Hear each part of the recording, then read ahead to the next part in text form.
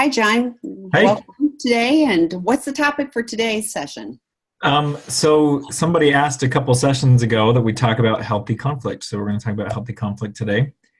And as always, I am going to take a little bit of an unconventional approach here. So it's going to be less about the logistics of how to do healthy conflict and maybe more some questions for you to internalize, to be able to gauge, am I engaged in conflict that's going to be helpful, or am I engaged in conflict that's going to be destructive? A little bit of background first. Most of the time when people hear conflict and relationships, they have this visceral response that says those two things are not supposed to go together. The truth is, conflict, I think, is inherent in relationships, and I think it's inherently healthy in relationships. Because what conflict means is that we have two different people, and we can very clearly see the differences between those two people. It's very hard to have a one-person relationship, or a relationship where there's two people trying to be the same person. So when there's conflict in your relationship, this is a sign that at least initially two different people are showing up with different wants, needs, and desires, which is really what healthy relationships are all about, is two people figuring out how to make room for each other, and whether or not they want to make room for each other, and why they want to make room for each other, and all that. So what we want to look at in conflict, what the way we do conflict is an indicator of how much room there is for differing opinions and needs.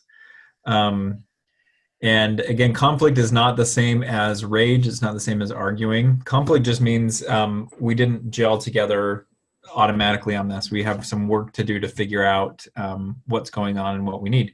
So I have 5 questions here that are guideposts to what I would call healthy conflict. So the first one, and I'll say why in a minute. We start with this one. The first one is, do I feel heard, and how can I tell?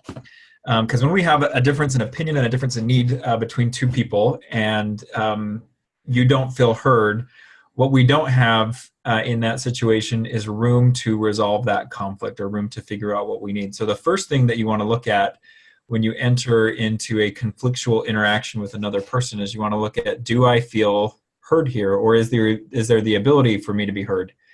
And how can you tell, can you be heard, that you can be heard? If you think back to one of your arguments where you wanted to pull your hair out the most, it was you probably reached that feeling because it didn't feel like, no matter what I say, no matter what I do here, this person is not going to change, or they're not understanding me. So the first indicator that we want to look at is the ability to be heard. And sometimes there's a couple things that need to happen in order for us to be heard. First of all, I'm a big proponent of personal responsibility. First, we have to look at how we're saying it. Are we saying what we're saying in a way that invites people to hear us, or are we saying what we're saying in a way that invites us to be misunderstood? So if we're coming with a lot of criticism, if we're coming with what I would call a harsh startup, meaning we launch right into what's not working instead of, starting with, I really appreciate, that we have this relationship, and that historically we've been able to work things out. Like, are we speaking in a way that guarantees that we can't be heard? Some indications, if you guys want to put this in the chat, just for some interactive feature here. How can you tell that you're being heard by another person? When you're in conflict with somebody, what tells you that they are open to you, that they're listening, that they're really hearing you? Just put some of that in the chat and we can discuss that a bit. They ask questions and want to know more. I think that's great. We talked about this in the last webinar, that so much of communication now has devolved into just swapping anecdotes instead of really kind of furthering our knowledge of the other person's position. Somebody else said they are not automatically defending. Yeah, so when we feel that space between what we say and how they respond, we know that they're trying to internalize a little bit. They repeat what I've told them. That's the very basics of active listening. And that actually goes a very long way. I'll let you into a secret in the therapy world, or at least my therapy world. Often when I don't know what else to do, I repeat back what my clients have said to me so I can make sure that they feel heard. And often what that prompts them to do is to speak more. It shows them that I'm interested and I'm listening. So somebody else said they take time to process what I've been saying, or they ask for time if they need it. Yeah, I think especially when the conflict gets really, really intense, that asking for time to be able to let that sink in, I think that's a very, very good sign that you're engaged in a conflict with somebody who really does not want this to just devolve into we don't see eye to eye and we can't see eye to eye. This person is really, really seeking for some room to understand. So the second question, and it's related to the first, is does this other person feel heard, and how can I tell? So this is, as much as I like to think that the world evolves around my ego, it doesn't. And so when I'm in any kind of communication with another person, I also need to gauge, are they feeling heard?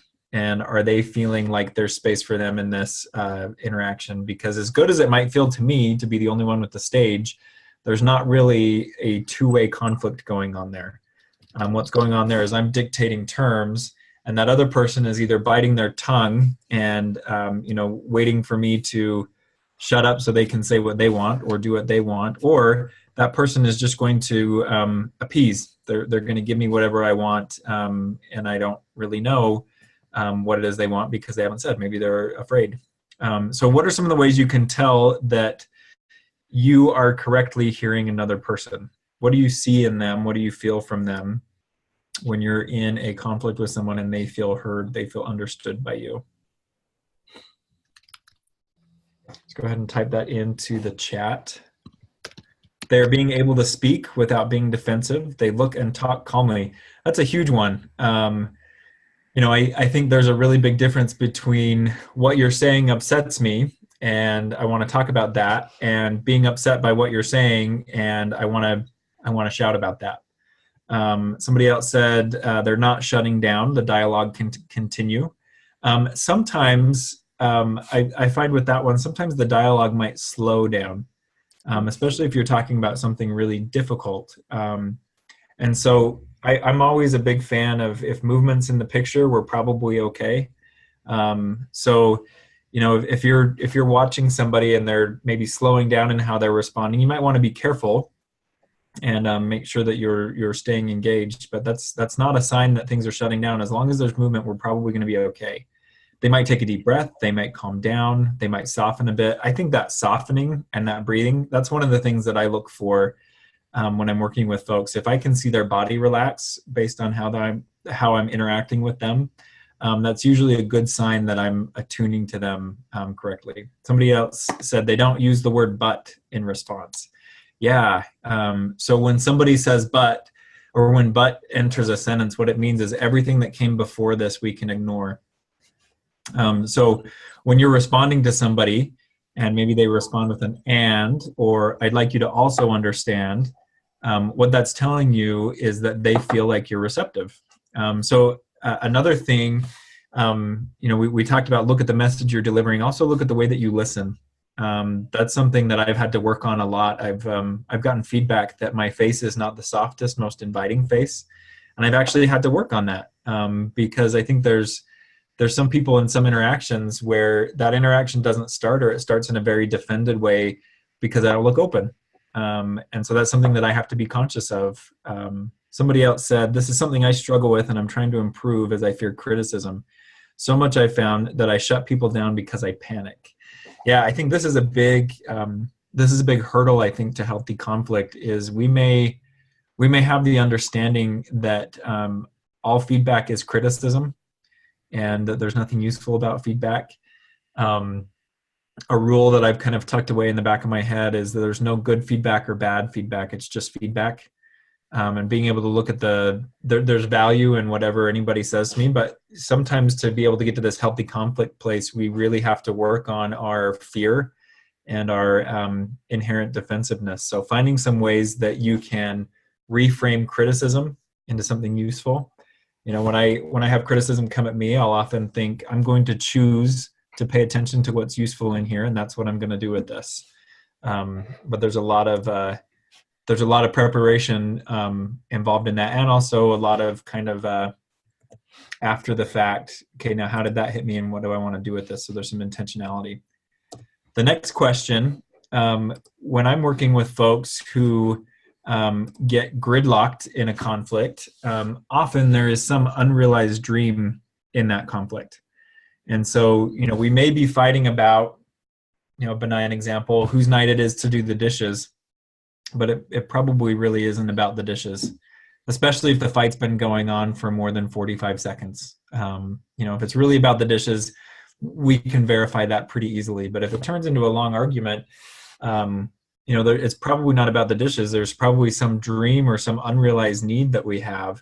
And most of the time when we get gridlocked in a conflict, when it stops moving, is we have not realized the dream that our partner or the other person may have wrapped up in the conflict, or we may not recognize the dream that's wrapped up in our conflict.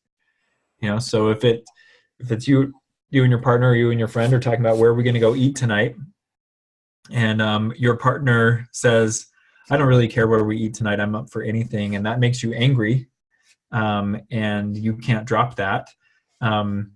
The dream that might be behind that conflict for you, it might be, I have always wanted to, or I feel like it's important that when I'm spending time with somebody I love, that we're both engaged in that. And that may go back to childhood for you. It may go back to a previous relationship where maybe you didn't have that and that really hurt. And so when conflict gets gridlocked for us, it's a good idea to take a look at the dream or the deep desire, the deep want that maybe we feel cut off from, or maybe we feel like this is where that dream is going to die. So if you feel like sharing, if you want to in the chat, maybe put in one of your dreams or one of your long-standing needs that you find often comes up in conflict, that dream that may block you from really making progress in that conflict. And that's kind of the fourth question, is can I really hear this other person, or does my dream get in the way? So for you, what are some of those long-standing needs, unmet needs, unrealized dreams that might make it hard for you to do conflict in a healthy way, or to keep it moving? Let's put that in the chat. While you guys are putting that in, I can talk a little bit.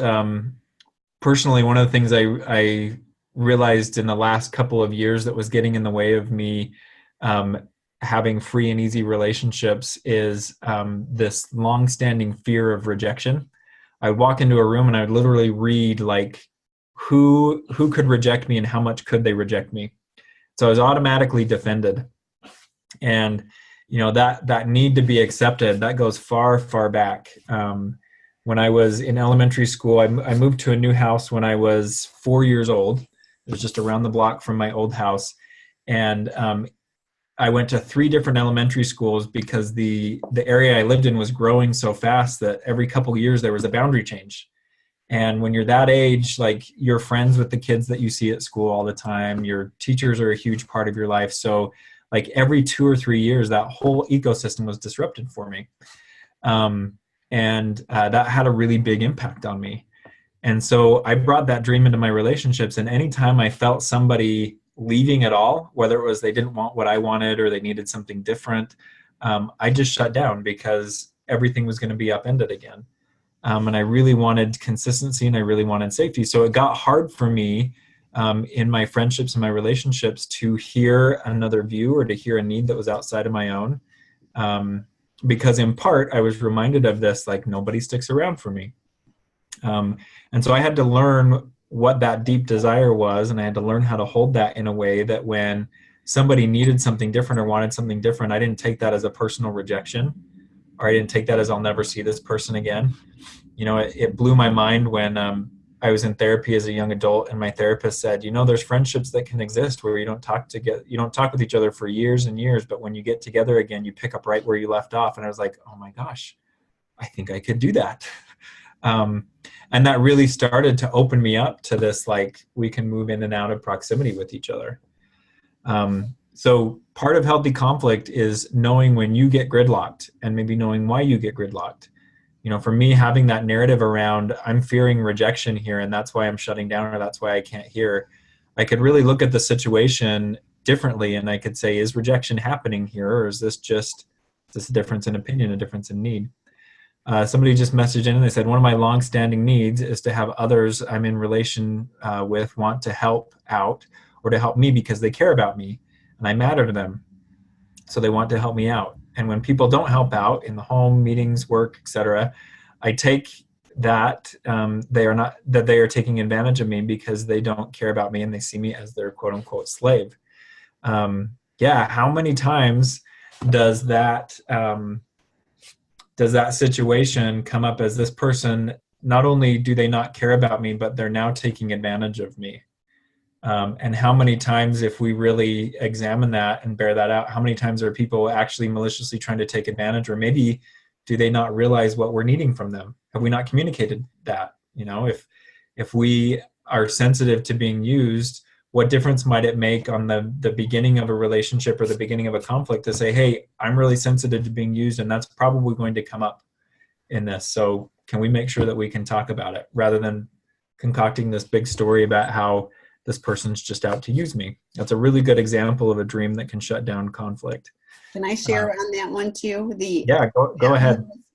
I can so relate to that. And it was finally pointed out to me that because I of course did not articulate, I would like help with, X, Y, and Z. It was, they are just supposed to know, and they're supposed to do this because they love me and they want to do these things. And what was pointed out to me is I can continue to have that fantasy and be resentful, etc. Or if I would simply communicate and say, I would really appreciate it if you would do X, Y, and Z, and they did. It was, they did, and it took away my negative attitude and my all of the stuff I was making up about, oh, they don't love, drama. But so for me, it was just a really practical thing of say what you need, in a clear way, and then see who shows up. But I can't expect people to be mind readers. And I find with a lot of folks that I work with, they can have a hard time getting to that point where they're able to say what they need or willing to, because I can't count how many times I've heard this. It doesn't mean as much if I have to say it. And what I've actually experienced with these people is it means more when they have to say it, because it's like, I made a very specific request and I saw you move toward that. Whereas when we're in that mind reader space, nobody has the opportunity to respond to us because they don't know what's going on with us. And so I think that's a great example of kind of that internal conflict that may really gridlock some conflict that's going on the outside or make that more difficult. The last part, or the last question I would look at to see if we're engaged in healthy conflict is, are there any unacceptable outcomes? Conflict in the beginning is negotiation. It's not really about, I have to have this and I have to have this. Really, it's two people saying, here's what I want, here's what I want. And anytime we enter into a negotiation, it means nobody's going to get everything that they want. And this reminds me of my two boys, their best friends are brothers, and they're about the same age as my sons, about the same amount apart. And, it's a family of, mom and dad and two kids and a dog. And, so we have a lot of common. We spend a lot of time with them. We take trips with this family. And the oldest boy, it used to be the autism spectrum, but it's not called that anymore. Anyway, he has some of that, some of those features where he's not real flexible. He doesn't really understand emotions. And one of the refrains that his mom will use with him a lot, she'll say, this is one of those times where we need to practice flexibility. And he gets that intellectually and he can move there. But for him, there can be so much rigidity and so much, it has to be this way, that almost everything with this kid can be a conflict until he realizes, I'm not going to get everything I want, but I could lobby for that. So anytime we say there's an unacceptable outcome, we have automatically cut out some possible solutions. Now, there's sometimes where there absolutely are unacceptable outcomes. For me, if one of the terms in being in a relationship with anybody is to take abuse, that's unacceptable for me. And that's not going to happen. For me, to just kind of live as ships passing in the night in a marriage, that would be unacceptable for me. I don't want to live in a home with a stranger who I just pay bills with, and that's all. So we've all got unacceptable outcomes, but I think it's important to know in any conflict we're in, are any of those unacceptable outcomes on the table, and do we know why they're unacceptable? Like there can be days, and I know this is probably a very lightweight example compared to what most of the people in this group are dealing with, but I think it illustrates the point. Some days for me, my children not showering is an unacceptable outcome. They still haven't really internalized this whole personal hygiene thing. They don't quite understand it. And there's days where I understand why. Like maybe we're going somewhere, or maybe they like, the other day my 6-year-old is like, I have this rash. And I was like, it's because you don't keep your skin clean. Like take a shower and it'll probably go away. There's some situations like that where it is unacceptable for me for them not to shower. And so I brace for a fight and I dig in and we go the rounds.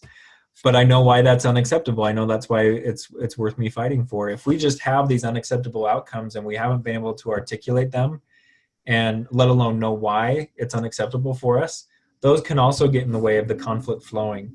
And us really understanding each other. So sometimes when we enter into conflict and things start to shut down or come to gridlock, we have to talk about what's unacceptable to us. And we may, depending on what it is, we may have to alter what's unacceptable to us. Like I said, I don't think abuse should ever be acceptable.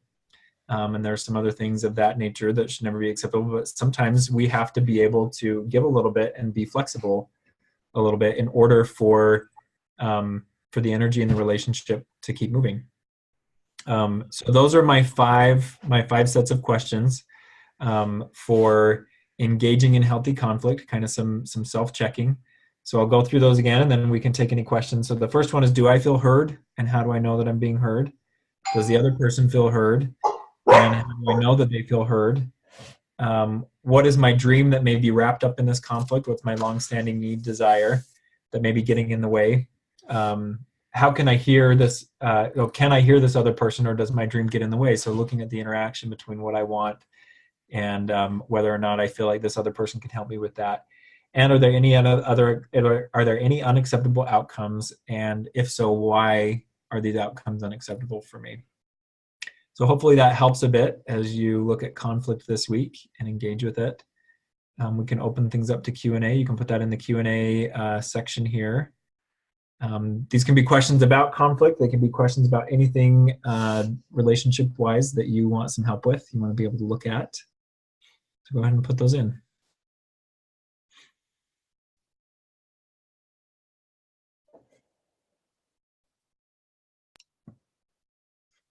There were 5, so I'll post those questions again. I'll put them all in one chunk in the Q&A there. Let's see if this works. Or in the, yep, there we go. So there's all five groups of questions.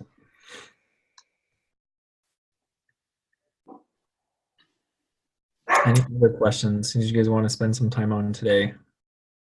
Put that in the Q&A. Any follow-up to anything you heard last week? Last week we talked about healthy communication. So anything you've been practicing there, trying out there, things you want to troubleshoot?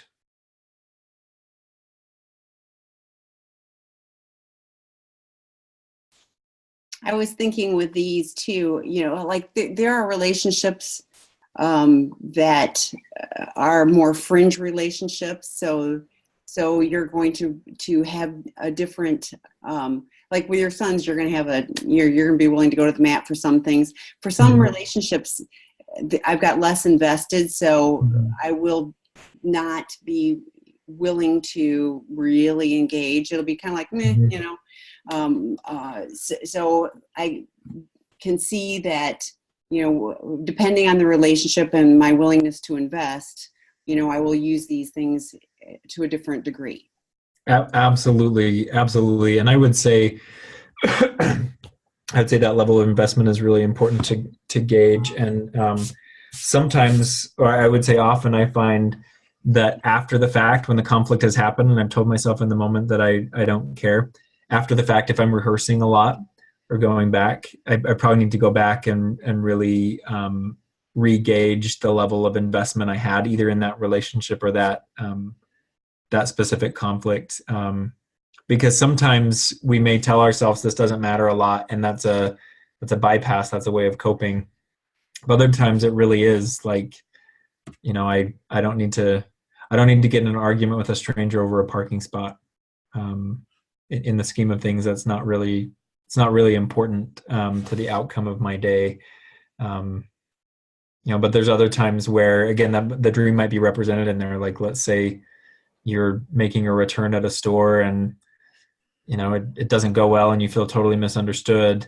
That may just not be about the manager at the store you were talking to. But yeah, the level of these tools that we use, again, conflict is a sign that two people are showing up in a relationship with legitimate wants, needs, and desires.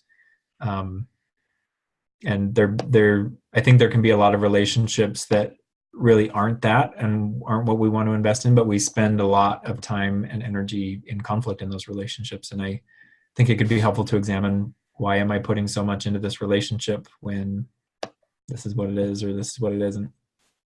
I think that was interesting too, because I was thinking about when you gave the restaurant analogy. I have a friend that he, like, it didn't really matter what I would pick. We were going to go where he wanted to go for food. That was kind of the thing. And most of the time didn't really care. Most of the time it was fine. But every now and then that would get on my nerves, and there would be a conflict about it. And I was thinking it probably depended on my bandwidth of if I was not taking care of myself, if I wasn't feeling heard in other places, then that probably didn't give me the room to be as I don't care about it. Yeah. It would be then an issue because now another person is not hearing me, etc. And I'm not feeling valued. So probably even if I'm looking at what am I bringing to the moment, not just the relationship, but what am I bringing to the moment? And is there something that, that is charging that particular issue up? Some of them are just like legitimately, this has got to change. And, like the kids with a shower, or, I was doing too much of the housework. So when I brought it to my family, well, first of all, they said, we can't ever do it the way you want it. So why should we bother? There was a little bit of that, but I was like, okay, I have to let go of the expectations on it. So we had, so we created a plan, and it actually ended up working out really well. So it depends on what it is and how important it really is on the overall scheme of things to, but my condition that I bring to the moment is also important. So here's a question for you. Can I ask regarding your children showering, and you say it's not acceptable and you go hardline? That's a conflict I'm having with my teen. And I remember it's a teen boy, so yes. Pushing with not wanting to do the basic showering, teeth, cleanup, going to school on time, homework, and he gets angry saying I'm controlling him. Single mom, don't have a dad around or partner, but doing best. But I am doing my best, but often find when the conflict hits, I feel gaslight, and I'm working hard to keep the boundaries. I've been doing the 20-minute breathing, yay, which has helped so much. Have you any suggestions on how to deliver this is not acceptable in an assertive way that can be heard by a teen? Yeah. So I would say one of the big differences here is the age of your child versus the age of my children. So, for me, being the one who determines how often they shower, I look at that as like I'm teaching them basics of how to be a responsible, clean human being. There will come a time where I don't think that'll be appropriate for me anymore to hound them about how often they're showering or whether or not they're brushing their teeth. Although I'm going to want them to do that for their whole life, right? Because it helps them to be healthy. So, part of that delivering this is not acceptable is I know what motivates them. So if I'm really serious about them showering, I just say no screens until you've been through the shower, and I can control that because I can just lock down on my phone their access to the screens, and it's kind of a done deal at that point. There are times like with my 9-year-old, I don't do this with my 6-year-old because he's pretty unreasonable here. But my 9-year-old, he can actually negotiate, so he'll say things like, I don't want to shower now because I had plans this morning to, be lazy and eat breakfast and whatever. But how about I shower at 11 o'clock?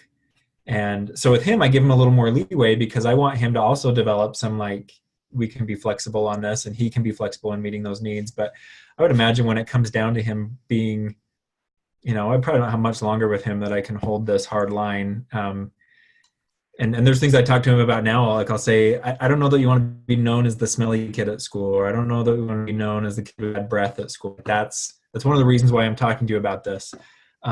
So you really have to look at, like, what are the bottom lines that I can actually hold. I would say with the case of a teen, like getting to school on time and attending school, that's not really something that teens get to decide for themselves. At least here in the United States, like, it's the law that children have to be in school. And so that might be where you hold the line with him. But as far as like showering and teeth and maybe even the state of his bedroom, unless there's something, growing in there because it's so dirty, if it becomes a legitimate, like, public health hazard, the lines that you hold with your teen are going to be really different than the lines that you hold with a smaller child. And, I think that's where the hard job of parenting comes in, is sometimes discipline is a hard line. Sometimes discipline is a little bit of an arm twist, not an actual arm twist, but I know when I tell my kids it's no screens, I have their attention because I know what motivates them. Just this Saturday, my 9-year-old had a lot of fun things planned with friends, and we told him in the morning, the only thing we're going to ask you to do today is get your room clean. And he had bulldozed along with his plans, and he was about to run off for, like, his last thing of the day. And I said, you don't get to go until your room is clean. Like, we agreed on this.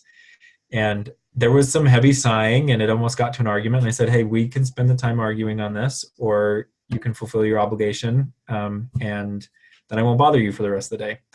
I think with older kids, when it comes to forcing them, they're not going to respond well to that. Especially teens, their job is to push back a bit and to develop an identity outside of themselves. But I'm a big fan of, like, if there's a lot of things not working, we pick one or two things that we're going to make a big deal, and the rest of it we let slide. And that's part of how we build that relationship capital. I think there's relationship capital in somebody knowing that we'll hold them accountable. So I'd start there with your team. Look at what's appropriate for a team to be ridden on, to be held accountable on, and let them know when it comes to getting to school, and when it comes to, I'm not okay with you failing classes. Those are the things I'm going to hold a line on you with. But, I had a mentor when I was a teen, and he said, there's certain things that I would rather that you fail on now, because the consequences of you failing now are a lot less than the consequences of you failing later. So I'm okay not jumping in when it comes to this or that, because that's small potatoes in comparison with the things that you're going to be handling as an adult. So I'd rather that you learn how to deal with that now. And that was an approach that worked for me. I felt respected and heard there and not overly controlled, but I also felt like there were definitely expectations and accountability there. And I think with a teen, part of the hygiene thing is education. Say, here are the things that we need to do to keep ourselves clean. And here are the consequences of not doing that is, poor dental hygiene, bad breath, and dentists, with cavities, etc., but also dandruff and, itchy skin and and just, body odor. And, like, I know that somebody will call them on it or be backing away. And you can say, if you see people kind of backing away, you can appreciate that your hygiene is probably causing people to distance themselves. So I'm going to leave that to you. You will have, I guarantee you will have consequence of that. You're free to experience that. But the car is leaving at this time to go to school, whatever condition you're in, we're leaving. But I agree with the homework too. It's like, there are consequences to your failing, and, removing privileges and free time stuff is. We started some of that with my 9-year-old. His only homework is to read 20 minutes a day and then fill out a reading log. And he's refused to do that a lot of the year. And so he did enough of it the first term, But the second term, we were looking at his report card with his teacher, and she said, "You have missing reading logs, and this is an F. Like, you're going to get an F in reading." And at first he was like, oh, "Okay, that's just, that's less than an A." And she said, "You can't get any lower than an F." And he, kind of panicked. And so we had those discussions. I was like, "I'm not going to force you to do the reading logs, but one of the rules in our house is if you have grades below a C, again, screens is what motivates this kid, is no screens if you have grades below a C. So until you get that caught up and we can see that that's caught up, this is how it's going to be." But it was kind of his first, like, he would decide what to do with it. And he even sat down and figured out how many hours he would need to read in order to get a C. And he chose to do more than the minimum, which, I was grateful for, but he kind of had to wrestle with that for a little while. And there's a few days where he told me, "We're not friends anymore." It's like, okay, I don't need to be your friend. Like, I'm your dad, but yeah. So right. But I think it's hard to hold those lines, and to experiment with that. What's the right amount of space to give here? Yeah, she adds, in my head, I'm going, is he right? Am I too strict? Am I being controlling? He looks so upset. Oh my gosh, it must be me. And then I feel sorry for him, and he's got me, and this is a pattern. And you're right. He's like looking for that soft underbelly where he's going like, haha, it makes you guilty. So, at some point, I mean, we're never going to be perfect. We're not perfect humans, so we're never going to be perfect parents. It's, are we doing enough? Are we giving our child enough boundaries and enough love so that they can be successful? And, then they can go to a therapist when they get older and, work on it later too. So, yeah. So another person asks, I am in a relationship with an addict who rarely spoke up in our relationship about his wants and needs. It was always up to me to make the decisions, whether it was going out to dinner or trying to make new friends. If we ever disagreed, which wasn't often, he was extremely critical towards my opinions. He never tried to be empathetic towards my wants to needs. How do we work towards better communication? Yeah, I don't know if this is what was going on with your partner, but this to me sounds like the mother enmesh men that I work with, who are very passive and very accommodating until they've had enough of that, and then they kind of explode. So in situations like this, when I'm working with a couple where one partner is really quiet, we make the agreement in the relationship that both people need to have opinions on things, even if it's, I have this opinion, but it's not very strong. You need to state that. So part of this better communication is, I talked in the lecture portion of this, how good it feels, how good it can feel for a short period of time when I'm getting everything that I want and I don't have to fight for it. So we really have to watch for that in a relationship. It's we can, I think initially in a relationship, we can read it as a benefit or a strength in the relationship, but we don't have conflict over many things, or we don't have to fight about much. Long term, we can end up with this burden that you're talking about here, this cycle of he doesn't speak up, and then when he does, it's critical and there's no empathy and all of that. So some of this better communication might come from, or might be helped by saying things like, "I don't know if I believe that you don't have an opinion on this," or "There's no way that you don't care what we eat. Like, I want to hear something from you." So there can be some warm, I think, invitational ways that we can coax our partner out.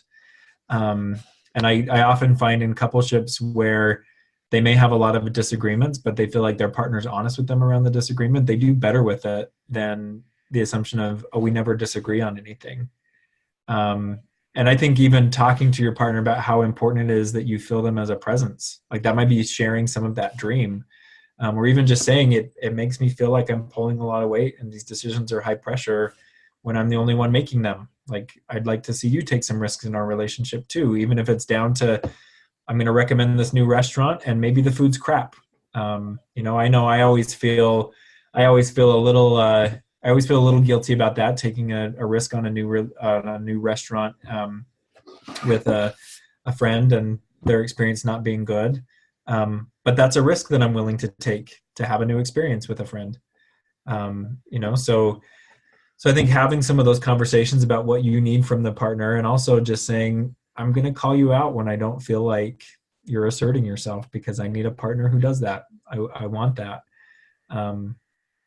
Good communication is not the absence of conflict. In fact, I think the absence of conflict means we don't have good, honest communication going on. So in a case like this, I would really watch out for the lack of difference in opinion or the lack of desire, and instead of waiting for that to blow up, call it out when you see it. Invite your partner to assert themselves a bit. I had a friend that would always go wherever you want to go, and I finally said, like, I would narrow it down to 3 restaurants. I was like, here's 3, you pick. Well, I don't care. We're not going anywhere till you pick. I mean, like, it was, but at least I narrowed the field so it was not overwhelming for somebody who's unused to making decisions. So that, that was helpful. The person that has the teen said, do you include TV screen time? His peers' parents don't seem to have any boundaries in this area. And I was thinking his peers' parents don't seem to. I don't know. I mean, if you're only getting the information from your teen, probably not 100% accurate. It would be interesting to ask. Well, go ahead. We had this just the other day. There was a video game that my 9-year-old wanted us to download. His cousins play it, and it's rated teen, so it's a little more intense than we let him play right now. But as part of the discussion around this, he said all of my friends play it, and I was like, really? So we're at a social gathering the other day, and I talked to some of his friends' parents, and I was like, do you have this game? Like, what do you think about it? And they're like, oh, we don't let him play that. And so I go back to my 9-year-old, and I was like, his parents don't let him play that. And I was like, I actually asked, and he's like, oh, well, they talk about it like they do. I think that was him kind of playing off that lie. But so yeah, I think that's a good point, Tammy, that the seam, really look at the seam there, because the truth is teens are probably going to skew things in a way that favors what they want. I think that's just part of being a teen. For us, yes, TV is included in the screen time, because I found for my kids, like there's definitely, they get really excited about playing video games, but they're just as happy to numb out in front of a TV show.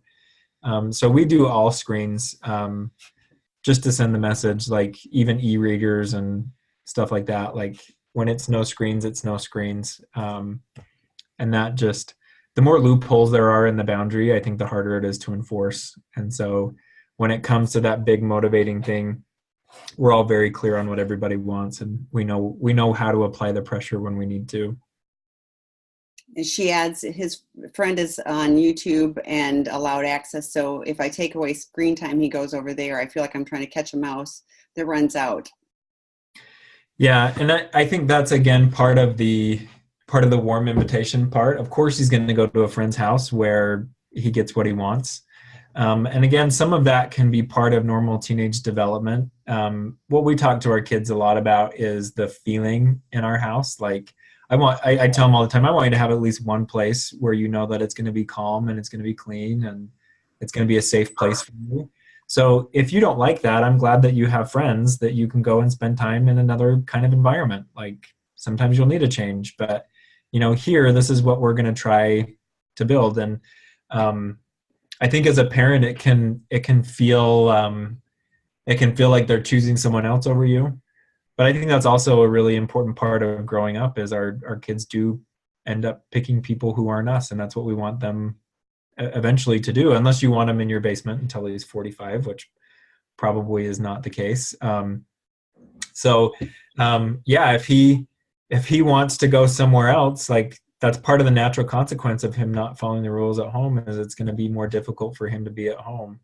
But I'm guessing with most teens, they eventually want to come back to the home base. And, our job isn't to, I think as parents, our job isn't to make the home base so accommodating that they never have to struggle. We teach accountability in the home, and we teach personal responsibility and things like that. So if he chooses another option, in some ways I look at that and say, it's a good thing he's got other options. Like he can put some flexibility in his life when he doesn't feel like there's enough. And maybe that's something to have a discussion about. Like, what do you get at your friend's house that you don't get here? And you might learn some things that you might be totally willing to accommodate on or negotiate around. And he might feel seen and heard in that. So, if that's the case, don't prevent him from running. Find out why. Find out what he's going toward. And maybe there's some of those needs you could help him out with. Yeah, I was thinking too. Our situation is when I married my husband, he had children, so there's an ex and things like that. And we were very clear on the boundaries at our home. So when the kids were with us, this is how we did things. And as they got to be teens, they didn't like that. And there was a degree of they spent a little less time with us, but they always knew what the boundaries were. And what I have found is now, as they are adults and they have children, they end up parenting much more like our style, where there's clear boundaries than the um, I don't want to say anything goes, but there were less or no boundaries at Mm-hmm.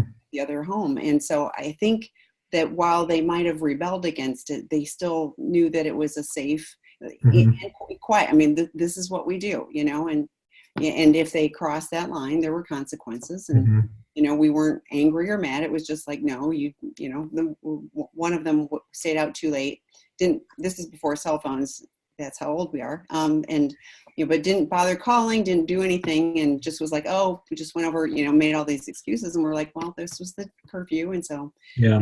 now tomorrow you're not going to the big game unless you sit with us. And Mm-hmm. perish the thought. So anyway, so I mean, there was just natural consequences to the behavior. So Well, and I think there's a recovery principle here. Like, how many times have you walked into a room as a newcomer, and people that you ended up really valuing and being connected to in the long run really rubbed you the wrong way in the beginning? It's reminded me when I was growing up. So my grandparents lived like 20 minutes apart from each other, and when we would go visit one, we'd usually visit the other. And I had in my mind as a child, I had the mean grandparents and the nice grandparents. And as time went on, I came to understand why my mean grandparents were mean. My grandpa was a World War II vet and a closet alcoholic, and I just think his nervous system was fried all the time. So, it was like, you got to be quiet here. There's no jumping around. They had a lot of land for us to play on, and like anything went out there. But in their house, it was like we sat quietly and we visited if that's what we wanted to do. And I hated that as a kid. Versus the fun grandparents, I've got like 65 first cousins on that side, and somebody was always there, and there was always running around and playing and tree houses and all of that. Um, as time went on, as I became an adult, I would actually go to the mean grandparents for some refuge. Like, they lived not too far from where I went to college, and I would go hang out there in between classes because I knew it was going to be quiet and I knew it was going to be clean. And I knew it was going to be de-stressing. And so, in recovery all the time, what we might have been repelled by initially may be something we come to appreciate later on. And I think in relationships, it's not up to us, or it's not our job to change everything about us so that everybody likes us all the time.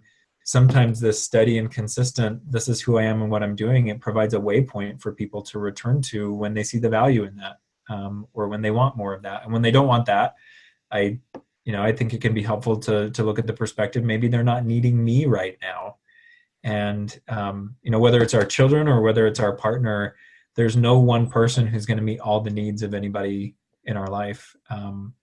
That's where, this last Saturday, it was a little sad for me. I barely saw my 9-year-old, but I just kept reminding myself, I'm so grateful that he has other places that he wants to be with people who I know love him and, take good care of him. I'm glad that I'm not his only experience with that. And it was a day where he just kind of went and visited all of his little safe places, and that's what he needed. And that's going to be a great asset, especially as parenting him gets tougher, because I don't want to do it alone. Well, and I was thinking too, with this person with the teen, like the situation was, I wasn't able to really parent before, and I'm trying to parent now, it would be tough to go from 0 to 100. So, Mm-hmm. and he doesn't need you to be 100. But there's that in between, and so I think even, using these negotiating tools that John has shared today, it's like how do we navigate this, and being willing to be in the conversation and say, okay, I'm not going to do this 100%. I'm trying to figure out what we both need to make this relationship work. And so let's continue to dialogue about it. And you can tell me I need less here, I need more here, or whatever, but let's find some common ground. And like you said, it's a negotiation. So both sides are giving up a little bit, but Yep. both sides are entering into it, hopefully for the betterment of the household. So, Definitely. like, it's not fun to be in conflict all the time, or to, be standing at the door going, oh, I'm going to have to go in and, we're going to have a fight. Well, that's so how, how can we make this so that we can have a discussion? Well, that brings up, I think, another important point in doing conflict in a healthy way is if we have a time limit for conflict, like if this goes on more than 5 minutes, it's not worth it, or it's ridiculous or whatever. Sometimes the conflict is worth it going on for days, weeks, months, even years. Maybe not at this high intensity level, but if we know that we don't see eye to eye on this and we need to talk about it continually, there's value in cultivating that regularly. And I, from a parenting perspective, I think that's a lot of what parenting is about. Is I've entered into long-term conflict with these people that I brought into the world. But it's not a bad thing. I had one situation, this was before like anything goes at school, but my daughter was, I'd say, hurry up. The mornings were incredibly stressful, and I felt like a raging maniac. And I was like, I'm done doing this. I can't do this. So I contacted her teacher and I said, if my daughter shows up in her pajamas, like I said, this is before like that was socially acceptable, then I said, I'm just telling you because our mornings are nuts and I can't do it. So all the things that I was fighting about, I let there be natural consequences. I said, the car is leaving at this time because I'm not going to be late for work. You're not going to be late for school. So if you're half in PJs, so be it. And the other thing that was a huge issue for us was her lunchbox. And she refused to rinse out the stinky milk container. I know, grosses me out even now just thinking about it. And I finally said, I'm done, she was of an age where she could, mostly pack her lunch and stuff like that. So I said, but I'm done. So if you have it, you're going to get to smell it, you're going to do whatever. And it was amazing how quick the behaviors changed and how much calmer I was. It was just like, I'm no longer part of that chaos. Yeah. And it was stuff that didn't, she would have been embarrassed if she was in school in her pajamas. So, whatever, but it wasn't life and death. It wasn't, major health issues, although the stinky milk thing might've been a major health issue. So. It could have been. Yeah. Do we have any other questions? We have about 7 minutes before we're scheduled to end. Any other questions?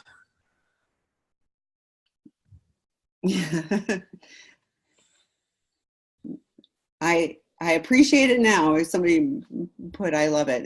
But I was like, seriously, in the moment, like, I'm insane. I'm a raging maniac. And I was just like, it was like every morning I'm starting off, I'm death grip on the wheel going, so yeah.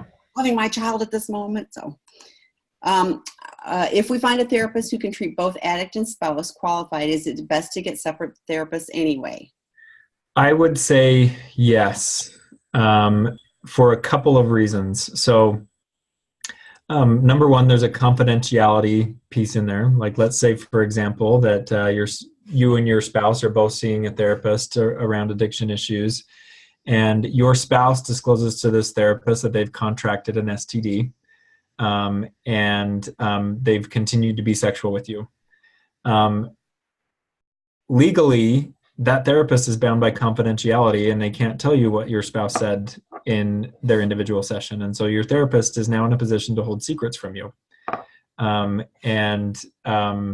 that would be one reason why I would choose different therapists, because I think it makes it easier for both of you to be completely honest.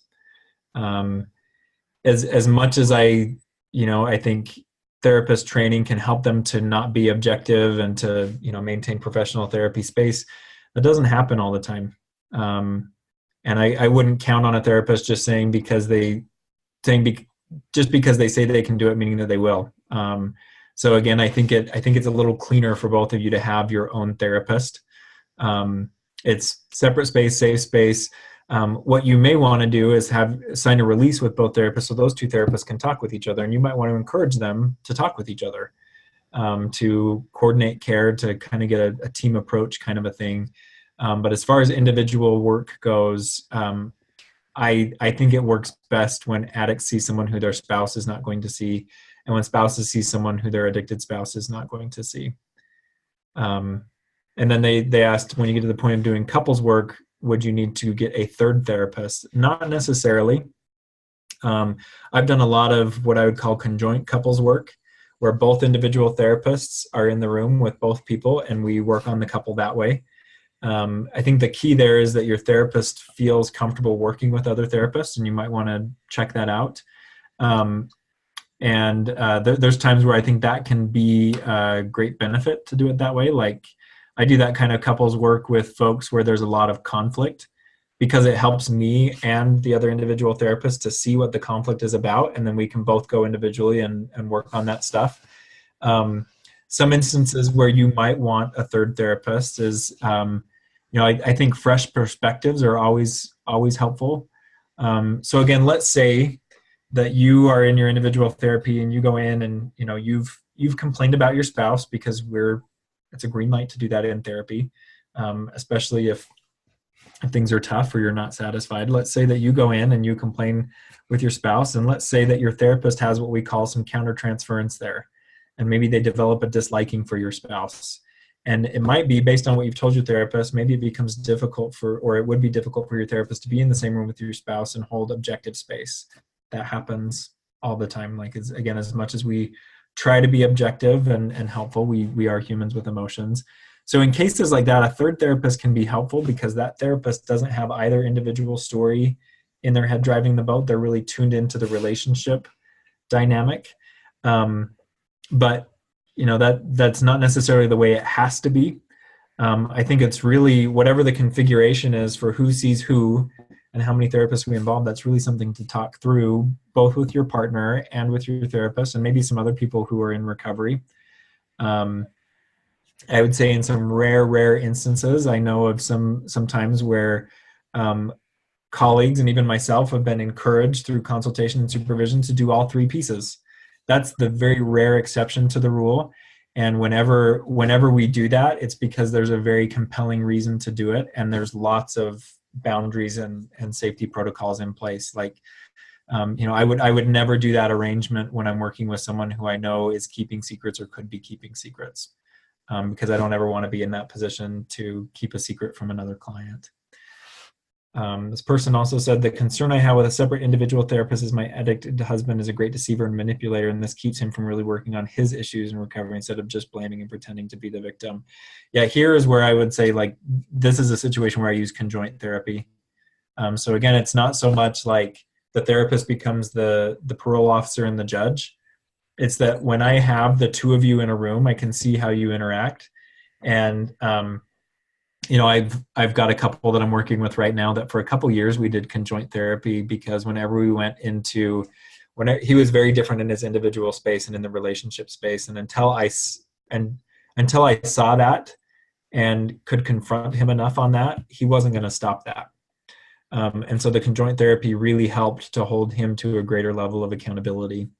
And so if that's a concern, that's what I would talk about. Because what would worry me about one therapist doing both of your pieces, if this is the dynamic, is that you may feel now that you have to practice oversight on your therapist and making sure that therapist is doing the work that your husband needs, which you may have some insights there, and you may know some things that therapist doesn't know.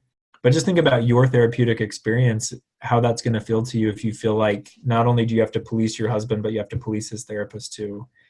So in those conjoint situations, I tell my clients, like, I'm willing to talk to your spouse's therapist about anything you want me to talk to them about. And we'll work together as a team to game plan how we can approach this most effectively. And I see for spouses who are in a situation much like yours, that can help to, in the long run, lower some of the anxiety, because you know that any concerns you have are going to be dealt with in a real way, not just a token, I'll get to that, or whatever. So if you worry about the level of deceit and manipulation your husband is engaged in, I think conjoint therapy can be really helpful there.